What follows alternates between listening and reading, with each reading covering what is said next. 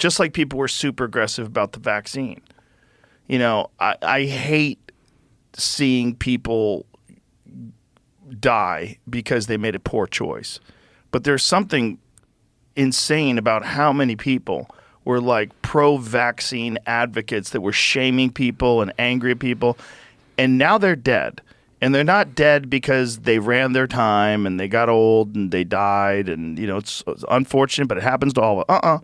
No, they're dead young, like a lot of people. Not one, not 20. We don't even know what the real numbers are because it's not something the mainstream media covers, because they've all been vaccinated too, and they're probably freaking the fuck out too.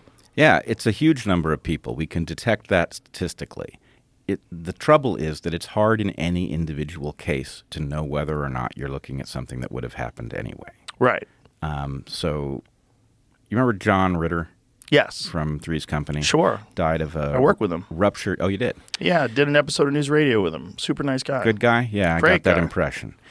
Anyway, he died of a ruptured aorta, if I remember correctly, long before there was COVID vaccines. Right. So the point is, if that had happened last year, right, we'd all be saying, come on. Of course. He's in Hollywood, he got vaxxed, and now look at him. Yep. So it happens. 100%. Right?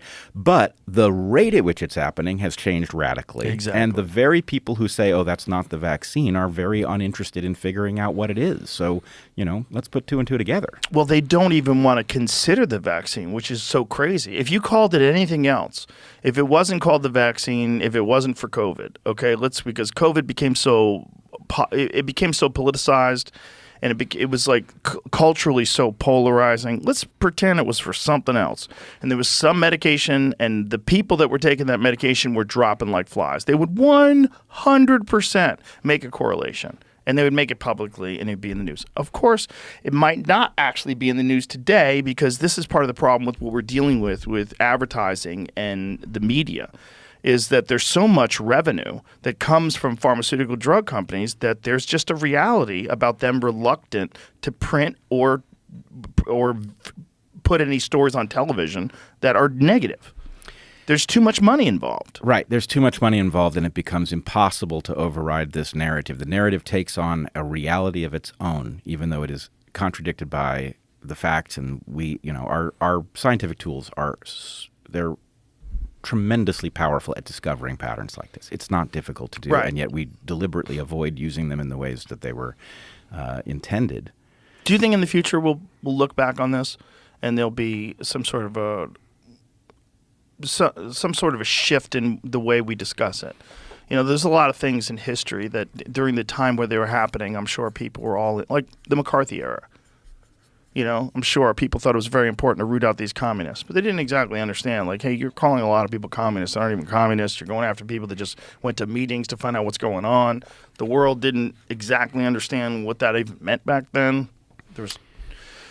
We look back at it now, the Red Scare is like a negative thing. It's a dangerous sort of negative aspect of our history. Yeah, although... I'm sure you're having the same experience where lots of stuff that you learned as a clear narrative, like, the Red Scare took over people and it was like a witch hunt. And the answer is actually more nuanced than that. There was more truth to it than I was taught, right? The Rosenbergs really were guilty of passing secrets to the Russians. Oh, yeah, there right? definitely was a lot of that. So, it's a mixed story. Right. You asked the question, though, if in the future we're going to have a different conversation about what's taking place. And I just want to put a little placeholder there. The answer kind of depends if there is a future.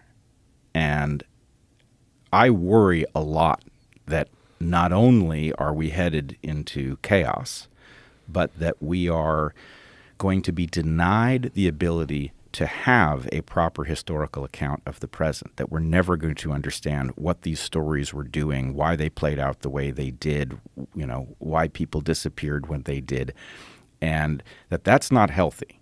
You need to be able to create a record. It's never going to be perfect, but you need to be able to create a record of what took place that has been exposed to some kind of analytical standard so that you can correct your course. If you don't know what happened, you can't improve on your thought process going forward. And that's extremely dangerous. It's like, flying with a blindfold.